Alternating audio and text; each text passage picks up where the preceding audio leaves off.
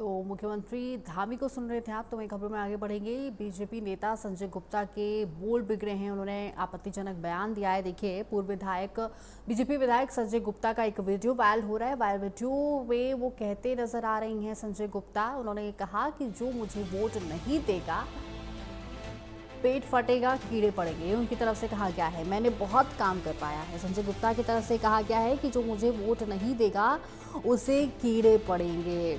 बक्सर के पूर्व बीजेपी विधायक है संजय गुप्ता। इन्होंने ये बयान दिया है और कहीं ना कहीं उन्होंने जनता को ये तमाम जो चीज़ें हैं वो कही हैं। बीजेपी नेता संजय गुप्ता के बोल बिगड़ गए हैं। पूर्व बीजेपी विधायक संजय गुप्ता का वीडियो वायरल हुआ है। वायरल वीडियो में वो नजर आ रहे हैं कहते हुए उन्होंने कहा कि जो मुझे वोट नहीं देगा उसे कीड़े पड़ेंगे।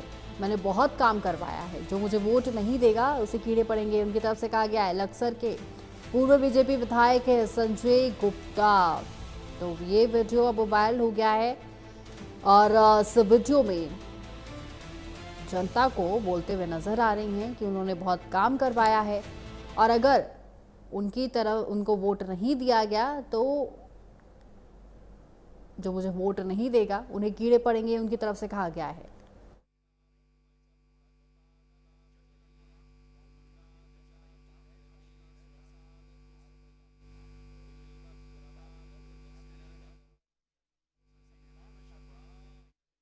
बीजेपी नेता संजय गुप्ता के बोल बिगड़े हैं। पूर्व बीजेपी विधायक संजय गुप्ता का वीडियो वायरल हुआ है। वायरल वीडियो में कहते नजर आ रहे हैं संजय गुप्ता। उन्होंने कहा कि जो मुझे वोट नहीं देगा पेट फटेगा, कीड़े पड़ेंगे। मैंने बहुत काम करवाया है। जो मुझे वोट नहीं देगा उसे कीड़े पड़ेंगे। संजय गुप्ता की तरफ से कहा गया है। बक्सर के पूर्व बीजेपी विधायक हैं संजय गुप्ता। तो ये तमाम चीज़ें जो हैं वो उनकी तरफ से कही गई हैं हरिद्वार में और उन्होंने ये आपत्तिजनक बयान दिया है और लोगों को ऐसी तमाम चीज़ें उन्होंने कही हैं। बक्सर के पूर्व बीजेपी विधायक है संजय गुप्ता।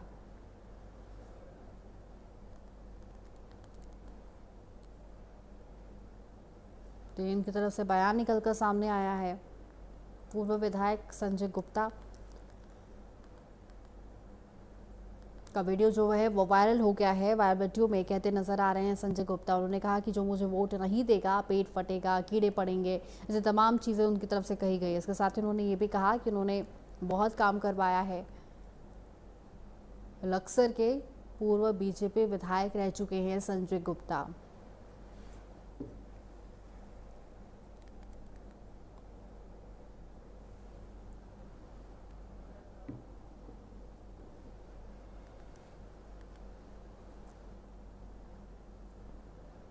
तो हरिद्वार में ये बयान उनकी तरफ से दिया गया है।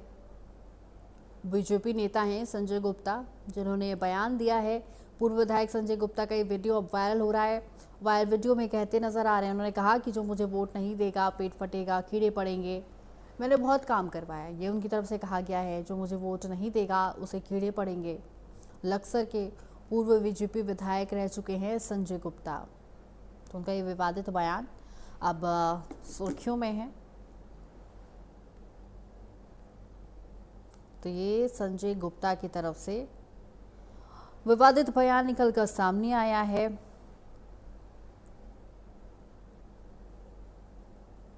पूर्व बीजेपी विधायक है। हरिद्वार के बक्सर विधानसभा क्षेत्र में पूर्व बीजेपी विधायक के जन्मदिन के अवसर पर आयोजित कार्यक्रम में बड़ी संख्या में समर्थक और बीजेपी कार्यकर्ता जुटे थे। कार्यक्रम में पूर्व कैबिनेट मंत्री के साथ साथ तमाम बड़े बड़े नेता की मौजूदगी रही। इस दौरान पूर्व विधायक संजय गुप्ता ने अपने कार्यकाल की उपलब्धियां गिनाई थी, लेकिन भाषण के दौरान उत्साह में उन्होंने एक ऐसी टिप्पणी दे दी जो कि विवादित है और अब इसका वीडियो वायरल हो रहा है।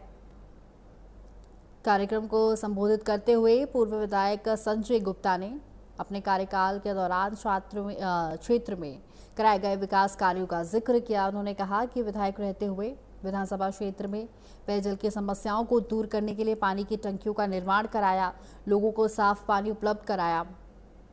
ये तमाम चीज़ें उनकी तरफ से कही गई थी, लेकिन उन्होंने ये भी विवादित बयान दिया है।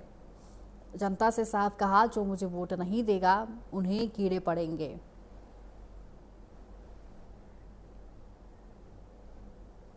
और इनके बयान आने के बाद राजनीतिक हलकों में इसे लेकर चर्चाएं जो हैं वो तेज हो चुकी हैं और खासतौर पर आगामी विधानसभा चुनाव के मद्देनजर उनके इस बयान को लेकर तरह तरह के राजनीतिक मायने निकलकर सामने आ रहे हैं। तो वहीं इस खबर पर और भी जानकारी देने के लिए हमारे साथ संवाददाता कुलदीप जुड़ चुके हैं। तो कुलदीप, देखिए, संजय गुप्ता का ये विवादित बयान निकलकर सामने आया है, तो ये सबसे पहले इस बयान की बात करेंगे। इसमें ये साफ तौर पर कहते नजर आ रहे हैं जनता को कि जो उन्हें वोट नहीं देगा उनके पेट में कीड़े पड़ेंगे। कुलदीप, मैं आपको कल संजय गुप्ता का जन्मदिन था, उन्होंने अपने सैकड़ों समर्थकों को दावत पे बुलाया हुआ था। उसमें अखाड़ा परिषद के अध्यक्ष भी आए हुए थे, तमाम बीजेपी के कार्यकर्ता मौजूद थे। तो उन्होंने 2022 में चुनाव हार के बाद ये अपनी नाराजगी जताई है कि अब जो 2027 में टिकट की दावेदारी पेश कर रहे हैं, उससे पहले उन्होंने अपने सुर्खियों में बने रहने के लिए बयान दिया है। जी बिल्कुल, तमाम जानकारी देने के लिए हमारे साथ जुड़ने के लिए धन्यवाद आपका। तो वहीं उत्तराखंड में सड़क की तकनीकी खामी के कारण हादसा होने पर अब जिम्मेदारी तय करने की तैयारी हो रही है। राज्य सरकार जन विश्वास एक्ट और नियमावली के तैयार कर रही है। तो वहीं बता दें कि प्रस्तावित व्यवस्था के तहत सड़क के गलत डिजाइन, घटिया निर्माण या फिर रख रखाव में लापरवाही से मौत या फिर स्थायी होने पर जिम्मेदार ठेकेदार पर 50 लाख रुपए तक का जुर्माना लगाया जा सकता है। संबंधित विभाग या अधिकारियों की जवाबदेही भी तय होगी। जुर्माने की रकम से राज्य स्तर पर मोटर व्हीकल एक्सीडेंट फंड बनाने का प्रस्ताव है। 1 जनवरी से 16 अगस्त तक उत्तराखंड में सड़क हादसे में 235 लोगों की मौत और करीब 850 के करीब जो लोग हैं वो घायल हुए हैं। तो ये खबर बताते हादसे पर विभागीय अधिकारी भी अब घिरते हुए नजर आएंगे, क्योंकि सड़क सुरक्षा के लिए नया एक्ट जो है वो तैयार कर दिया गया है। नहीं, सड़क पे की कोई कमी, गाड़ी की कोई कमी, चालक की कोई असावधानी, किसी भी चीज़ से दुर्घटना हो सकती है या इन सब से मिलजुल के भी हो सकती है। तो हर वो एलिमेंट जिससे दुर्घटना हो सकती है उसमें गड्ढा भी शामिल है, क्रैश बैरियर का ना होना भी शामिल है, बहुत उबड़ खाबड़ सड़क है लगातार, तो उससे जो थकान आती है मानसिक चालक को, वो भी उसका कारक बन जाती है। कई बार लगता नहीं कि इसकी वजह से हुई, पर वो थकान देती है ना ऐसी सड़क। तो उसमें बहुत सारे पहाड़ पर वैसे भी सड़कें लगातार घुमावदार हैं, हर समय आपको स्टीयरिंग पे कॉन्शियस रहना है, तो थकान ज़्यादा लाती है। मतलब इस तरह के बहुत सारे फैक्ट्स हैं जिसको हम लोग जागरूक, तो इसमें बहुत सारी चीज़ें ऐसी हैं जो चालक की जागरूकता से प्रिवेंटेबल हैं। तो एक फोकस ये रहता है कि चालक जागरूक रहें। कुछ ऐसी दुर्घटनाएं बरसात में होती हैं जो प्राकृतिक आपदा से जनित होती हैं, जिनमें सबसे ज़्यादा बड़ा फैक्टर है लैंडस्लाइड्स का। देखिए, लगातार हमारी टीम काम कर रही है, लेकिन क्योंकि बारिश भी लगातार हो रही है, इसकी वजह से सड़कों पर निश्चित रूप से इश्यूज आ रहे हैं। हमारी टीम पूरी तरह से मुस्तैद है और प्रयास कर रही है कि जैसे भी बीच में मौसम मिलता है तो गड्ढों पे इमीडिएटली जो भी मटेरियल भरा जाना है उसको भरा जाए। बिटुमिन का काम अभी कर नहीं सकते क्योंकि गीला होता है, अगर मॉइस्चर होता तो टिकेगा नहीं। तो जहाँ बड़े गड्ढे हैं वहाँ पे टाइल्स लगाए जा रहे हैं, जहाँ पे और माइनर कोई इश्यूज हैं वहाँ पे रेडी मिक्स और बाकी चीज़ें लगा के हम लोग काम कर रहे हैं। प्रयास यही है कि पब्लिक को कम से कम असुविधा हो, और जैसे ही हमको बारिश ओवर होती है, जो मौसम निकलता है, तो उस पर पक्का काम फाइनल किया जाएगा। तो इस खबर पर और भी जानकारी देने के लिए हमारे साथ मदन जुड़े हुए हैं। तो मदन, देखिए, उत्तराखंड में सड़क की तकनीकी खामी के कारण हादसे होने पर अब जिम्मेदारी तय करने की तैयारियां तेज हो चुकी हैं। मदन, हाँ सुनिए, देखिए, निश्चित तौर पर उत्तराखंड में जिस तरीके के आंकड़े सामने निकल करके आ रहे हैं सड़क दुर्घटनाओं के, वो बेहद चिंताजनक है। और चूंकि तमाम बार जो ये बातें कही जाती है कि सड़कें ठीक कराई जा रही है, सड़कों को गड्ढा मुक्त कराया जा रहा है, लेकिन प्रत्येक वर्ष स्थितियां जस के तस है और कहीं ना कहीं स्थितियां और अधिक गंभीर होती जा रही है। जिस तरीके के आंकड़े सामने निकल करके आ रहे हैं, इसी वर्ष जो है लगभग 235 लोगों की मृत्यु हो चुकी है सड़क दुर्घटनाओं में।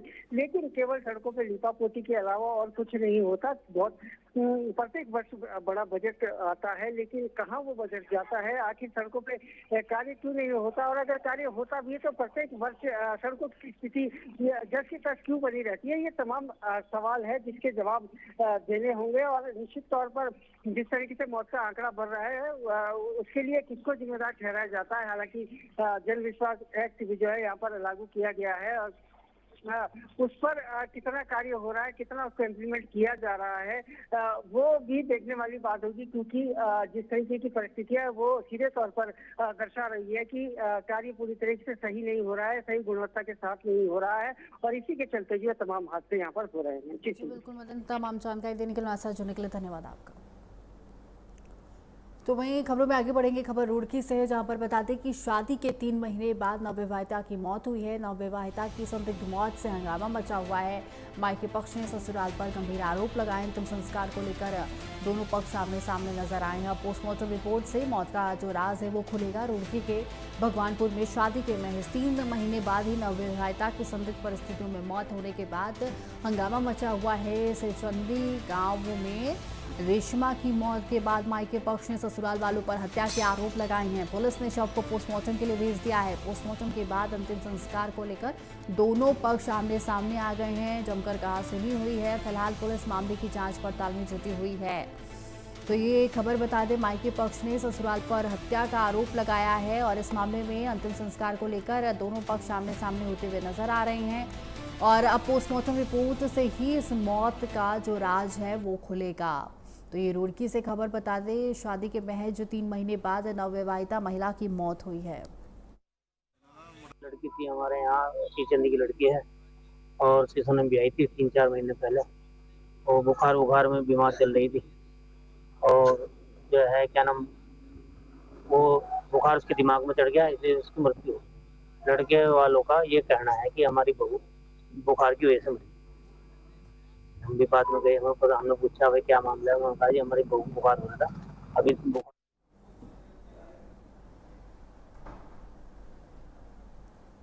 तो वहीं उत्तराखंड में अमानकीकृत डेयरी, एनालॉग और गैर दुग्ध उत्पादों के खिलाफ खाद्य संरक्षण और औषधि प्रशासन ने अभियान तेज कर दिया है। आयुक्त विनय शंकर पांडे के आदेश के बाद 7 से 18 अगस्त तक प्रदेश भर में खाद्य प्रतिष्ठानों पर छापेमारी की गई है। इस दौरान तमाम 80 से ज़्यादा सैंपल जांच के लिए भेज दिए गए हैं, जबकि ऋषिकेश में करीब 100 किलो एनालॉग पनीर नष्ट कराया गया है। लापरवाही बरतने पर 10 से अधिक प्रतिष्ठानों को बंद भी कराया गया है।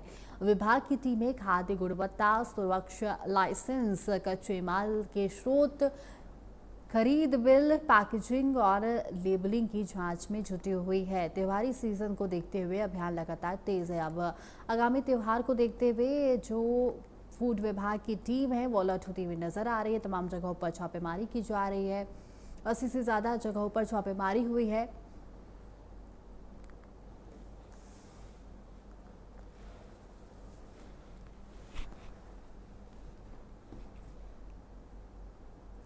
तो वहीं उत्तराखंड उच्च न्यायालय को नैनीताल से हल्द्वानी के बता दें कि बेल बाबा शिफ्ट करने के मामले में नैनीताल हाई कोर्ट में अहम सुनवाई हुई है। सुनवाई के दौरान राज्य सरकार ने बयान दिया कि सतत विकास सिर्फ हल्द्वानी में ही संभव है। वहीं शिफ्टिंग के प्रस्ताव पर केंद्र सरकार ने कोर्ट में स्पष्ट किया कि उन्हें राज्य से ऐसा कोई प्रस्ताव नहीं मिला है। तीखी बहस के बाद भी हाईकोर्ट ने याचिका पर अपना फैसला सुरक्षित रख लिया है। अधिवक्ता बता दें कि रमन साहा द्वारा दाखिल इस याचिका में कैबिनेट के शिफ्टिंग फैसले और रिजर्व फॉरेस्ट और जमीन आवंटन को कानूनी चुनौती दे दी गई है।